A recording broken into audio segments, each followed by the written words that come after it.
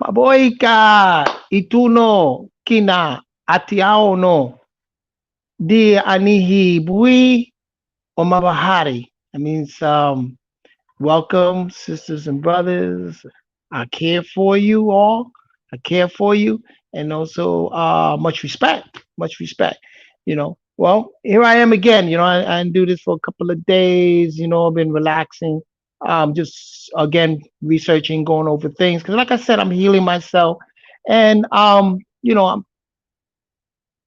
what I'm doing is yeah, just healing myself, mental, spiritual, body, try to connect back to natural nature, understanding how the mind works, understanding about consciousness, all these questions that I have.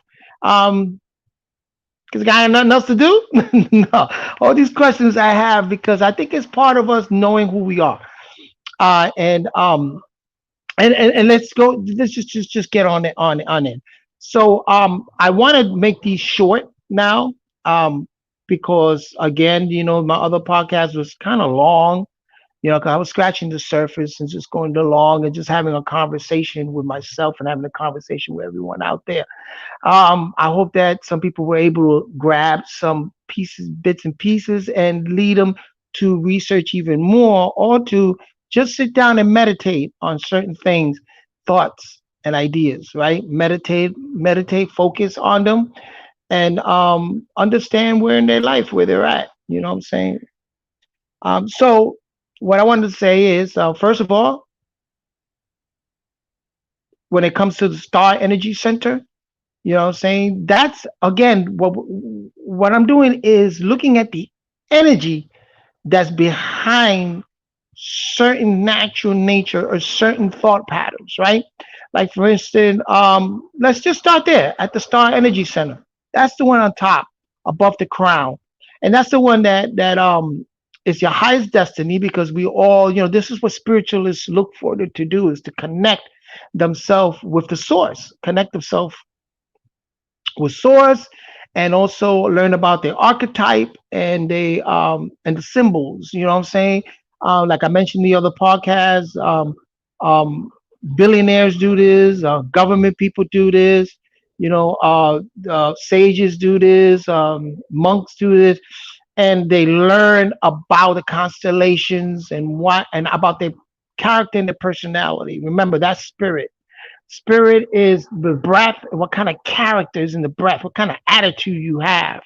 You know what I'm saying? That's what we refer to spirit for the sake of these conversations. Okay. So when it comes to learning about your character and your personality and learning about the source of it all, we focus on what they call the star energy. Now, here's a question that I was having. Being that we all live in our mind, in our brain, right? How does these energy center react to your brain? Because they're saying even the multiverse is neurons, and you have a bunch of neurons, right? So we're in our mind, right? If we're in our mind, how does this connect with our energy centers, which are in our body and out of our body? All right. But it's all in the mind, right? Because we're all in our mind. We're feeling everything through our brain. Well, I started asking the question, and it led me to a podcast of a ex monk and entrepreneur by the name of Panba Pandam. I should have gotten his name here. Let me see, Pambandani. It's a podcast. I'll see if later on I could put it on the description or on the next podcast. Put them on the description. And you gotta check out that sort of seminar he did because he's an entrepreneur. So he was doing it for a company where they hire entrepreneurs to speak at certain conventions and stuff. So he did the speech.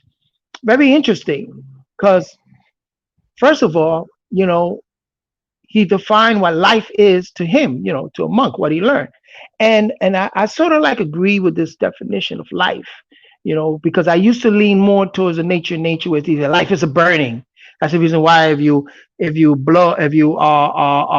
on your hand, you got hot air. Yeah, we have this burning that's going on. And then death is the cold burning. It's like also burning, deteriorating, but it's a cold type of burning. I do agree with that to a sense, but you can't just define life like that. There's so much to life. You know what I'm saying?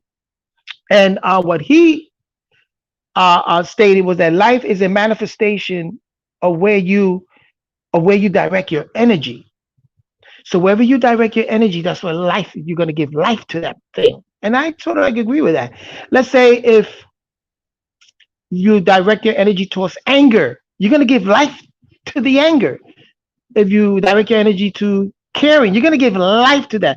If you direct your energy to a certain person, you're going to give your life, your energy to that person, your attention. You know what I'm saying? So I agree with that. You know what I'm saying?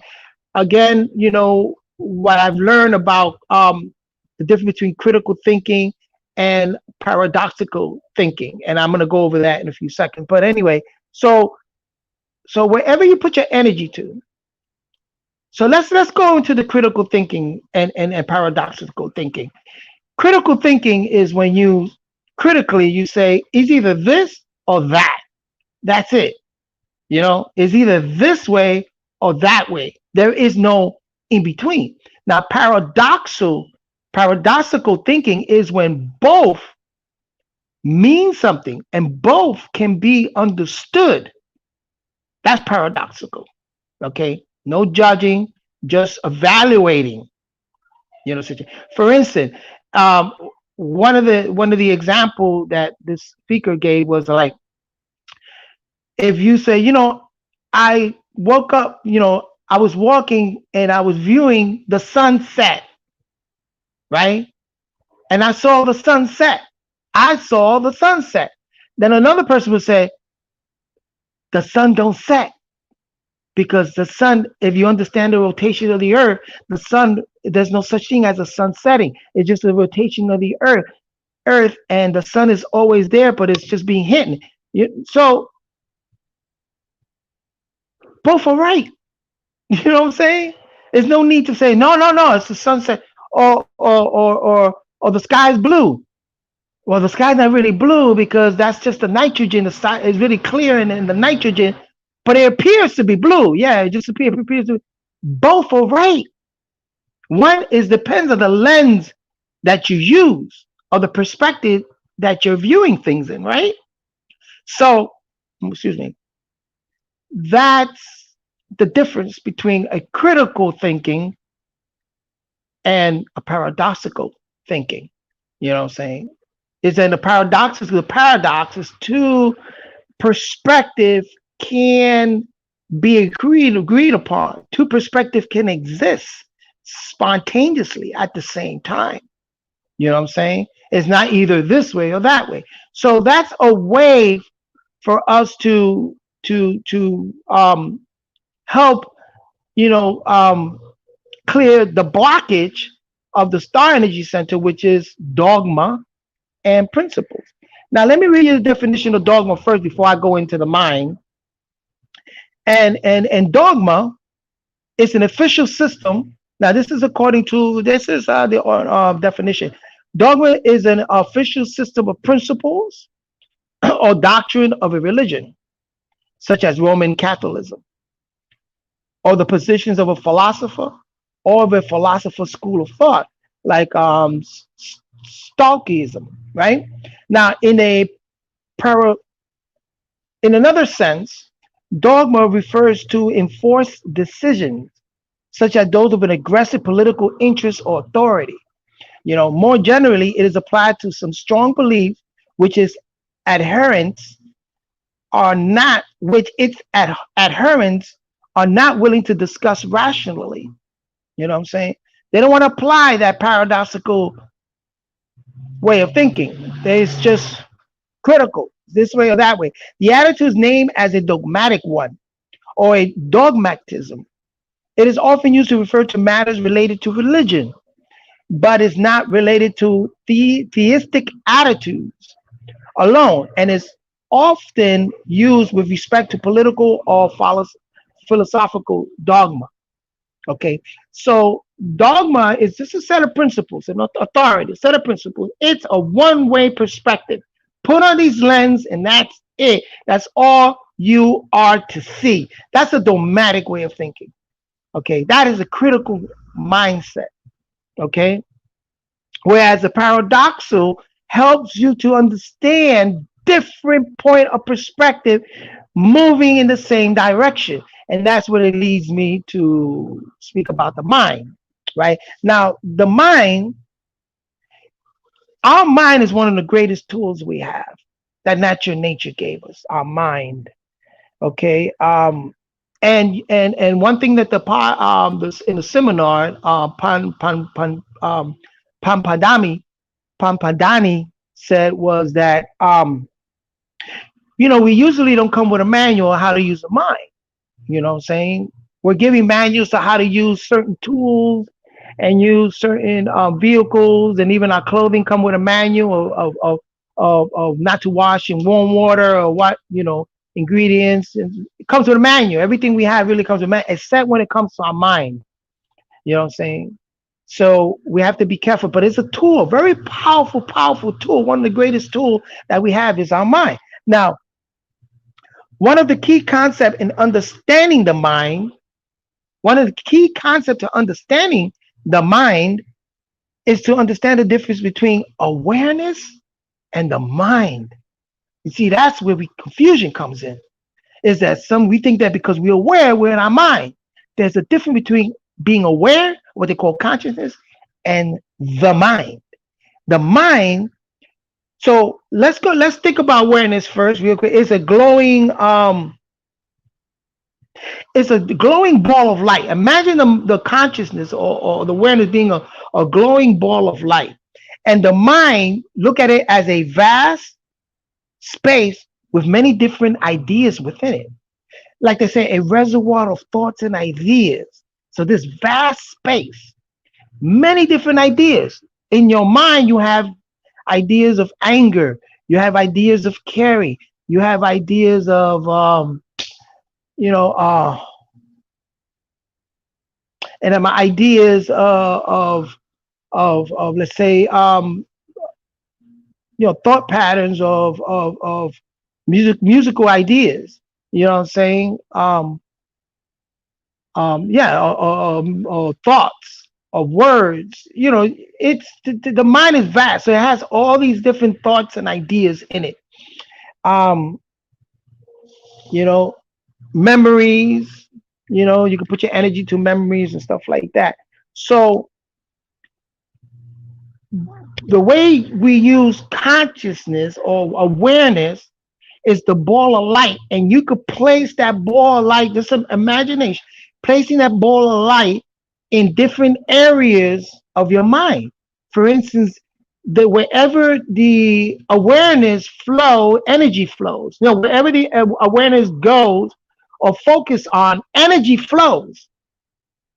So we gotta understand that wherever your awareness, your consciousness, wherever it goes to, wherever it focuses on, that's where your energy is gonna flow. So if you put this ball of light, glowing light, into your mind, and wherever your consciousness go in your mind, again, I use the example of anger.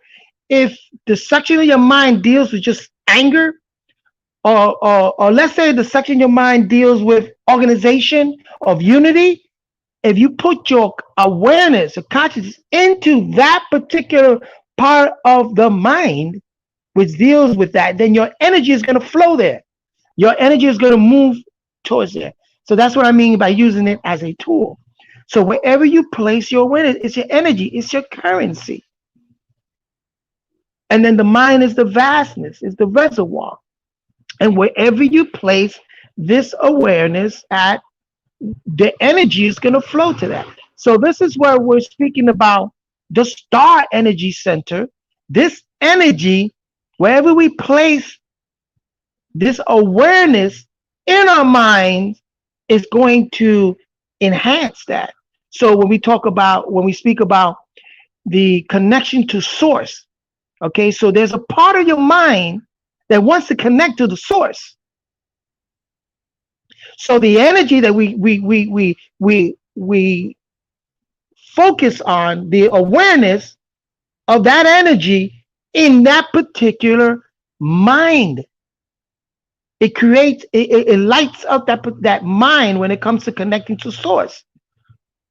And so you get all these ideas of how you connect to source. And you start reading, from this reservoir that are in books or these ideas, you'll start gravitating.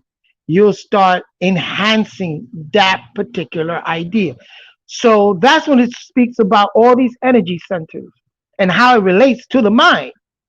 Is because when you start dealing with each one of these energy center, what are you doing? Is you moving your consciousness to that part of the mind that deals with that.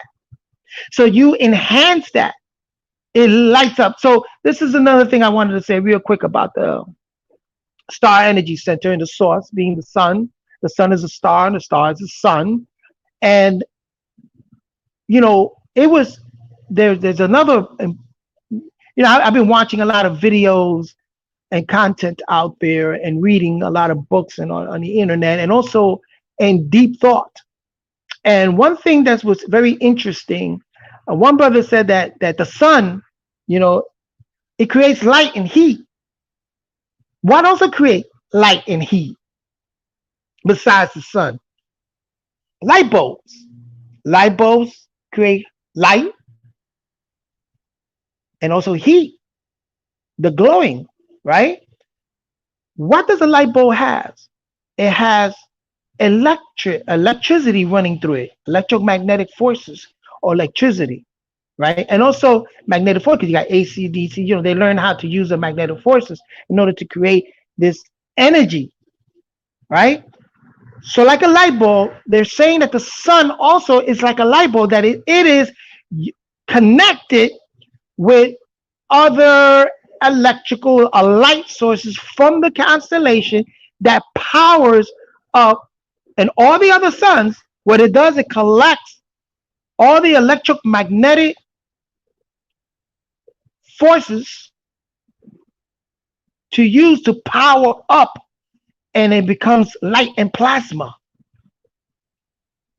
That's very interesting. I find that very interesting because there was a brother that said it, that hey, listen, the sun is like, it's gathering all this electromagnetic force. It's like the placenta gathers all this in order to feed the fetus. So just like that, the sun gathers all this energy and forces, right? It converts that into hydrogen and helium, right? And it glows. And it provides what? Light and heat through photosynthesis, life on Earth.